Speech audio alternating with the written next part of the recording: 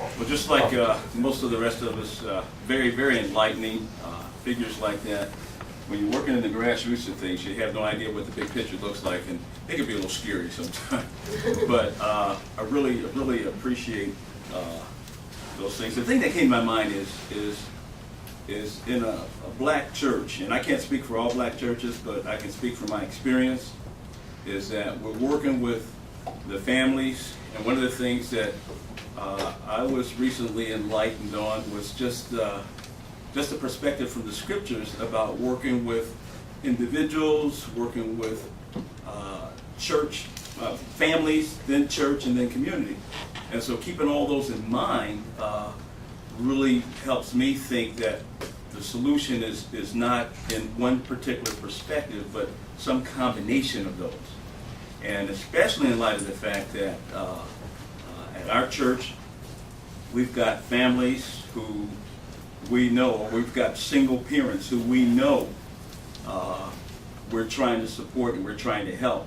And I think one of the enlightening things is that, boy, if we're trying to do that, when I see those statistics, I think one of the things that we're challenged with is not only economics. We've got more and more people joining our church. I think everybody in the community experiences the influx of folks coming from the Chicago area and looking for the benefits and that sort of thing. And if we get some members in the church who are in need, and the increased numbers of need and not the increased numbers of supporting families and that sort of thing, then resources come to my mind, the lack of resources. And I think our limited resources is that challenge, because we've got people who want to help. We've got people who would like to help, but we just don't have the resources that I believe some other churches have. And I think that gives us a kind of a unique situation in terms of the enlightenment of what those statistics look like. When we look at those numbers and the lack of resources there. One of the things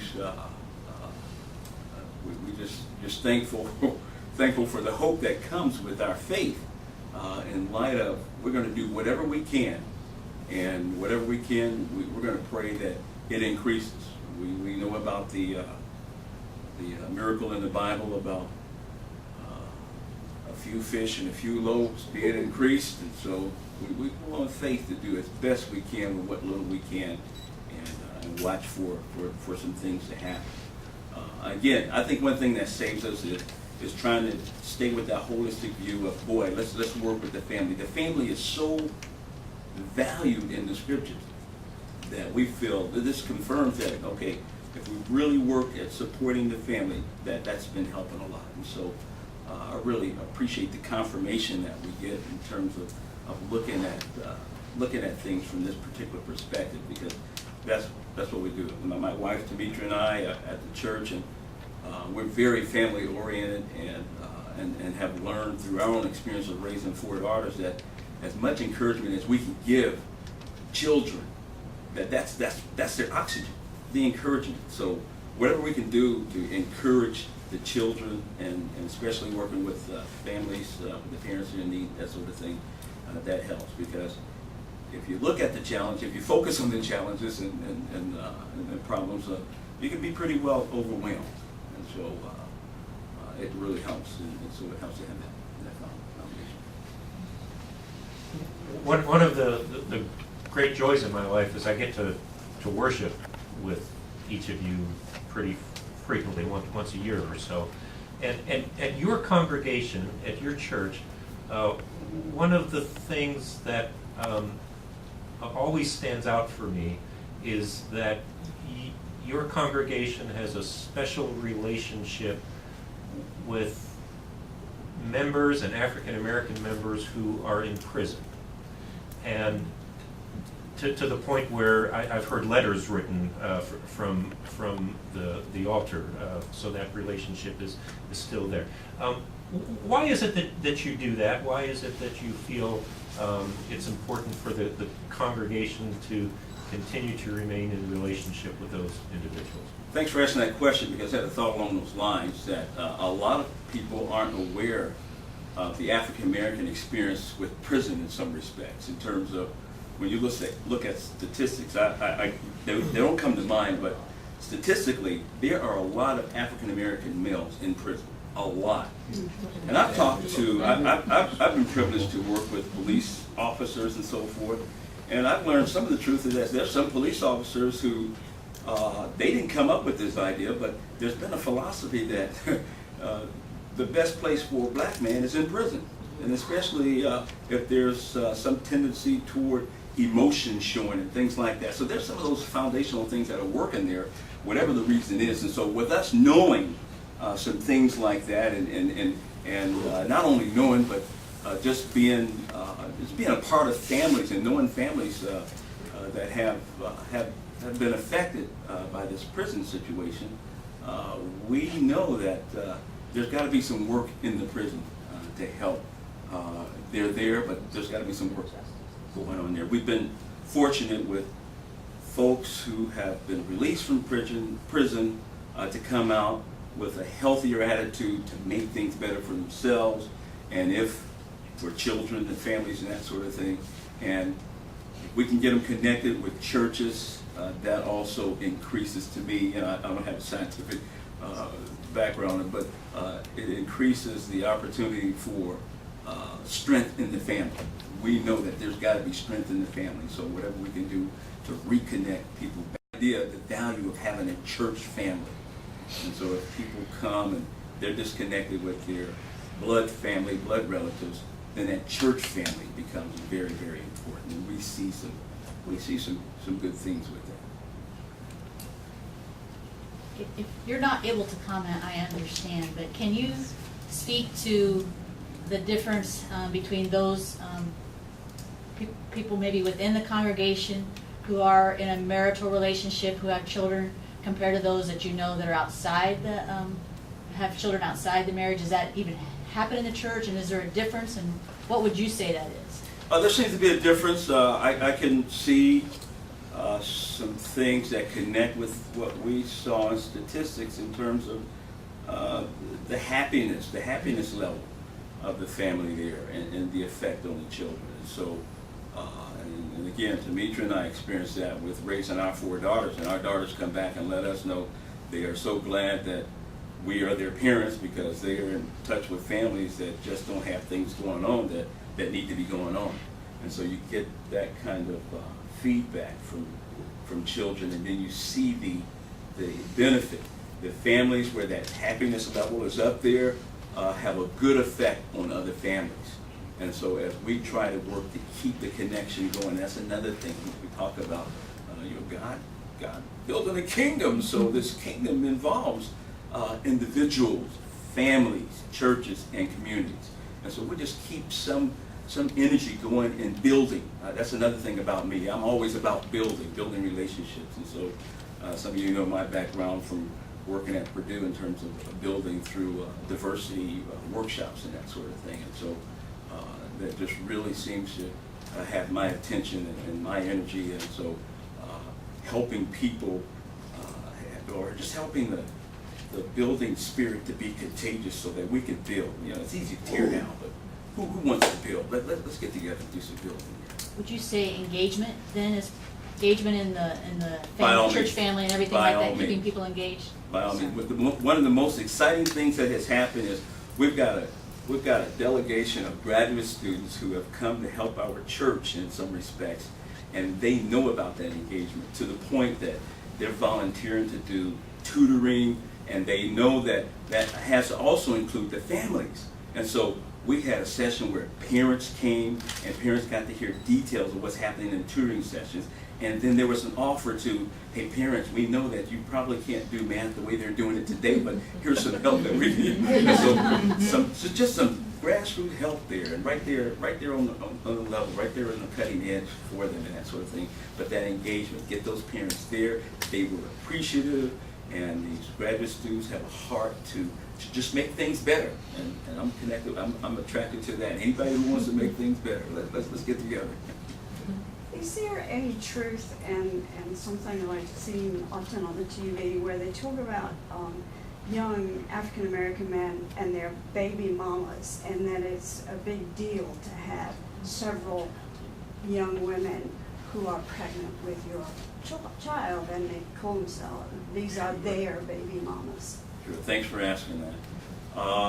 While there may be some truth to that, that really isn't the prevalent. Okay. That's not as But prevalent. you don't see that here. I don't see, that's not as prevalent.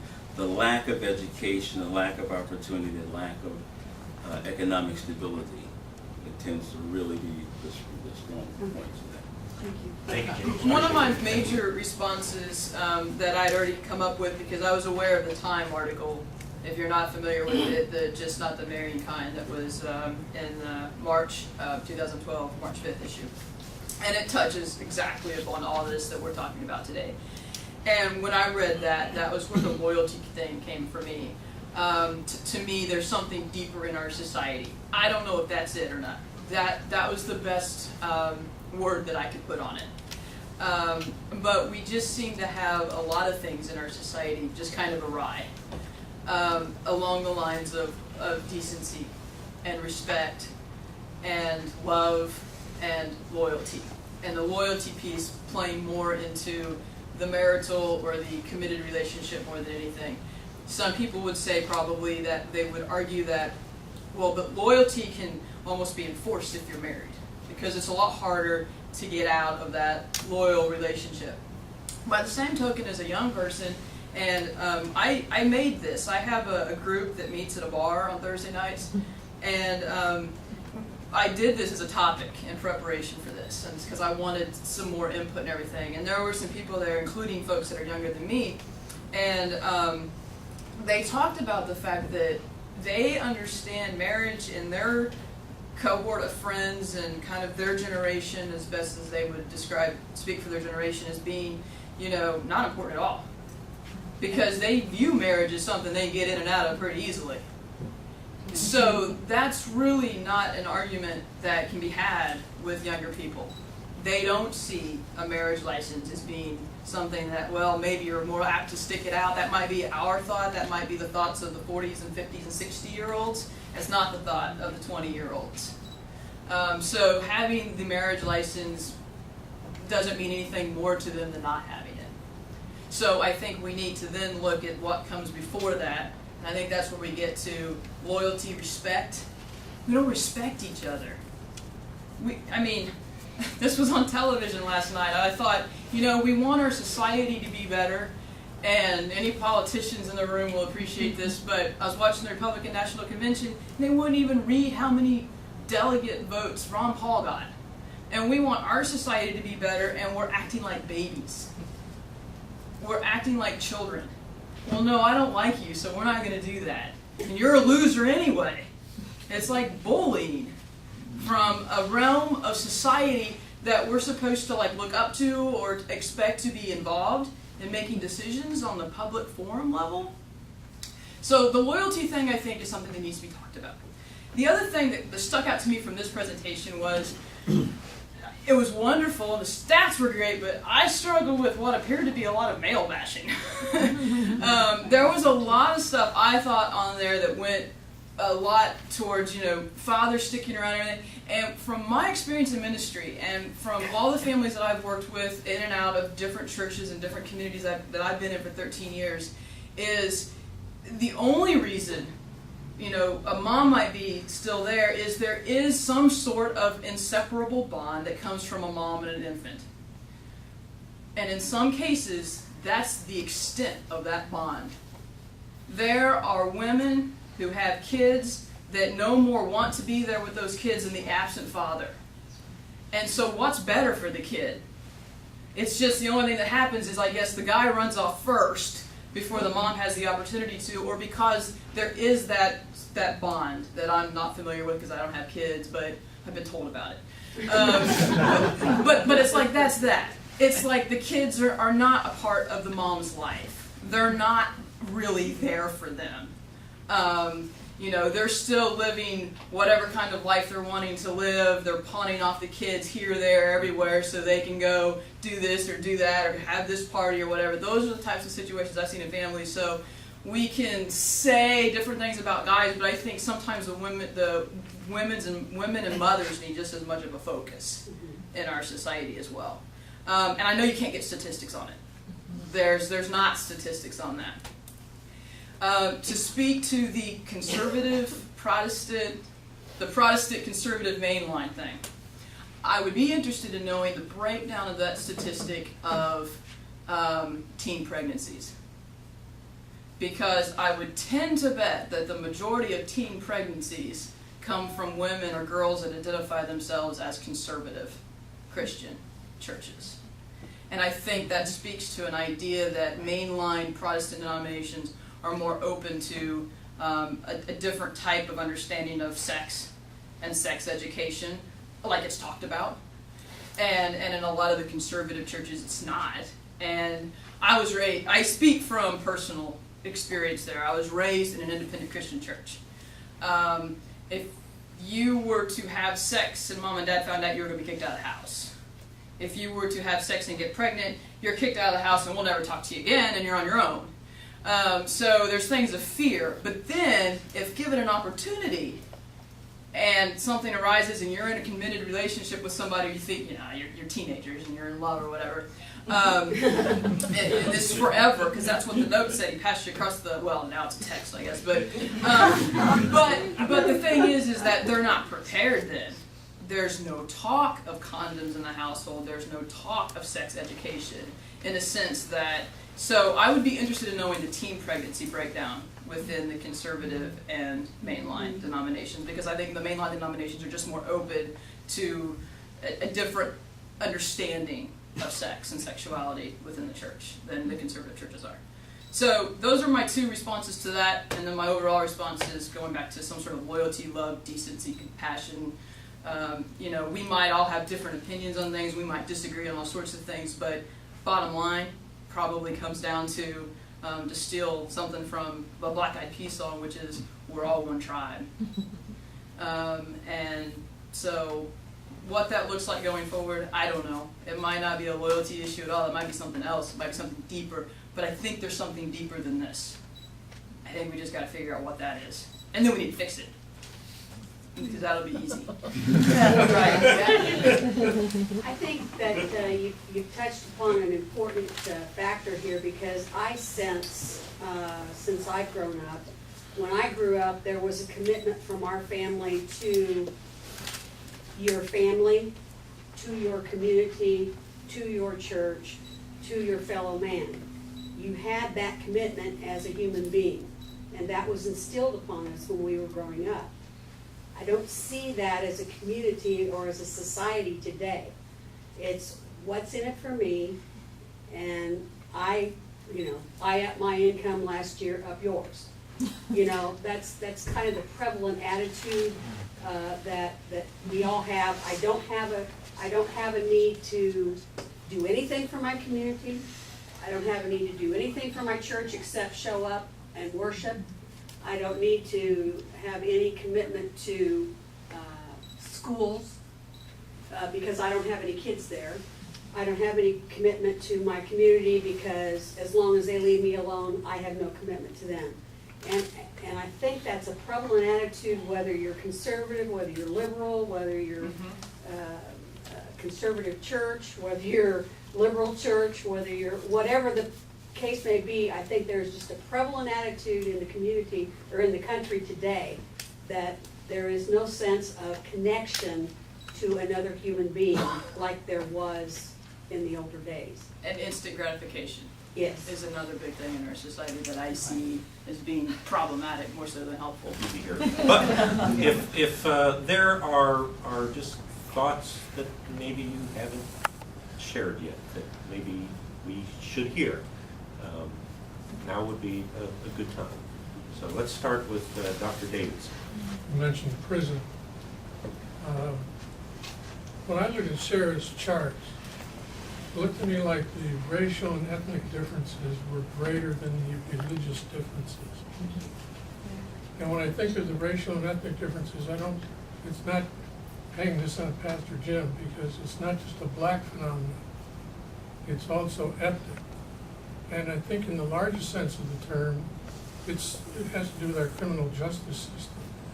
If you want to make a link out beyond the micro to the macro, without getting into welfare state discussions with your husband, I would say get into discussions of criminal justice and the fact that we tend to arrest young black men and young Hispanic men more than we arrest young white men. And when they're found guilty, the evidence is that they tend to get longer sentences. So they are, in a sense, there are fewer marriageable black men and fewer marriageable Latinos than whites. And then I would like to see what the data look like if you make that argument that incarceration rate differences matter. I'd like to go back to your statistic that a lot of this sort of took off in the 1960s or around 1960. I'd like to see you chart the incarceration rate for blacks, Latinos, and whites since 1960 and see if it's having a differential impact on those different communities. But, so I think, to answer your question, my reaction was not so much loyalty, it was racism in the criminal justice system. Yeah. And the way in which we deal with young black men relative to possibilities of stable family life. I think another term that I keep in mind is we no longer look for the common good. We are church divided. We call ourselves Christians. But we have this attitude that my church is doing a little bit more. Or whatever being as Christians. I think Jesus would have a hard time coming back today and calling a church a Christian church. Because this is the thing that bothers me the most, that it's my program, or it's that church's program, or we're gonna blame somebody else, or some other situation. And until we get to this, the idea that we belong to each other, locally, globally, internationally, we're missing the mark, and that's what we need to work I think Clorinda raised it about a generational concept of marriage. Because I see it, I think it's true across economic lines. When we have our homeless meal and stuff on Sunday, and I've gotten to know a number of those folks, the younger couples who are kind of cohabitating, whatever, and have kids, it's not, marriage isn't even considered, it's just a piece of paper. But there's also some older couples who are also in that same economic level, who are, that they cost it, will you marry us or will you be involved and whatever kind of thing, and it's the 50-year-olds, that marriage is still an issue for those, but it's not for younger folks. And I'd like, maybe some social studies about what's happened that says the piece of paper is no longer important. And I think, at least it may not be true, but it looks like it's not just economic. It's another issue. And I guess I'd like to see something, write a paper on that. Will you go out there with me? No, but I'll read it. I'd like to share along those lines. In my work, I worked 37 years at Purdue in residence halls and worked with young people. And we had people who came and were very knowledgeable about working with different generations. And one of the key things that I remember hearing is that generation will choose to be very different than the previous generations. And so what they're doing to me is they're setting up their own values and throwing away some values of previous generations. And to me, I think that's a part of what's going on with that. I work with children. I've worked with children for 18 years. And so what I've noticed is that it's across, it doesn't matter. Money is the issue in all of the problems that we face. In economics, our children that are from low-income families, they don't have the values that affluent families have. Not that they can't get them or they can't walk in them. They're not taught that because their parents were young when they were conceived. So I noticed the trend of how a 15-year-old has a child. When she's 20, he's 5, he's in school. She doesn't know much at 15 to teach that child. So that child goes to school with less values. So every generation they get younger and younger. So the values that we send our children to school with, they're not there because the parent didn't really work. They were not established in any value. They were so young. So when I deal with these kids, I don't give them scripture. I just give them basic values. You have to respect each other. You don't represent just your family. You represent this community. You represent LUM, and you represent you. So I don't tell them what the Bible says. I just give them those basic things. And I think as the lady up there said, as Christians, it is our moral responsibility that when we see someone doing wrong, to correct them. I just believe that in my heart. And if in this community we don't start doing that, then you're going to see it start to degrade more and more, because people come here. I ask the parent, why did you come here? For a better life. For my children. And then I say, well, then you have to participate. Participate. You can't just send them to me. You have to come too. When I have a parent meeting, I need you at that meeting. We discuss some basic stuff. Rules, guidelines for your children.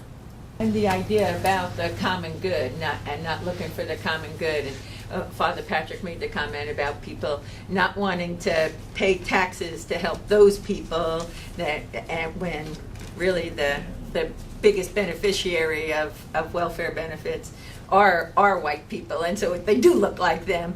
But that common good, it's not only what's good for the people that we're helping, it's good for the whole society, because when we raise them up and have them become good participating members of society, it helps the overall economy as well. So it is looking out for the common good, and it's also looking out for your own good to help others, and then it'll make everything better in the long run. My concern is that we can put all these statistics out there, but what does it mean to me? What's my part in this? And I like the comment the lady over there made about the church being so divided. I think the role model that we who have, quote unquote, there's none of us who are below the poverty level in this room, the haves, how do we deal with, and I'm as guilty as anybody,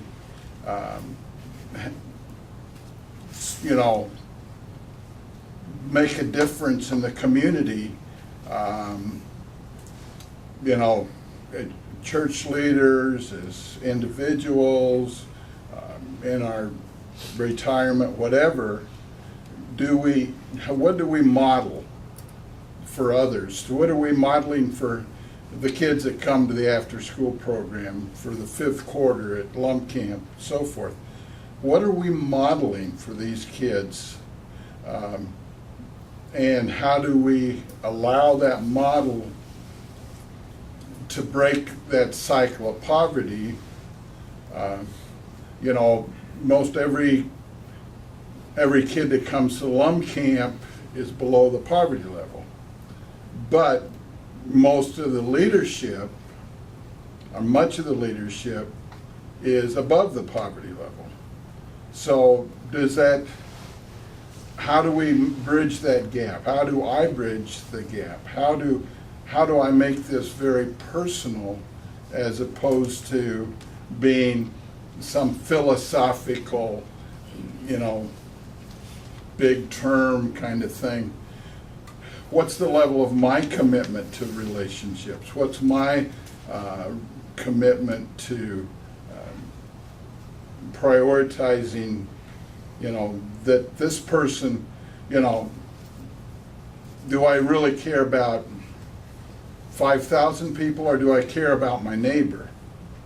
And I think there's a real, what happens in this community, as opposed to trying to put it out there in some sort of big philosophical way out there that we can, that way we don't have to invest in it. That's, I guess, is the bottom line. And I guess I would like to close this with just a a brief conversation I had with my son about this issue. Told him we were going to do this today. We got to talking about when I was in high school and one of my classmates became pregnant. What would typically happen is she would disappear. She would go away and wouldn't hear from her, and maybe she'd return after the baby was born, maybe not. And when I told that to Jonathan, his brow wrinkled a little bit with a little confusion. He wasn't getting it. Yeah. And his question was, well, Dad, why wouldn't the church and the community want to be supportive of her? And I think, to me, that crystallizes the difficulty of this issue. And I think what really impressed me more than anything you said today, Dr. Mustillo, is that our mores have changed and shifted. The genie is out of the bottle. We're not going to be able to go back. To me, the question is, what is the future? And to me, that's the difficult question that we all have to wrestle with. So thank you very much for coming, Pastor Bill. Send us a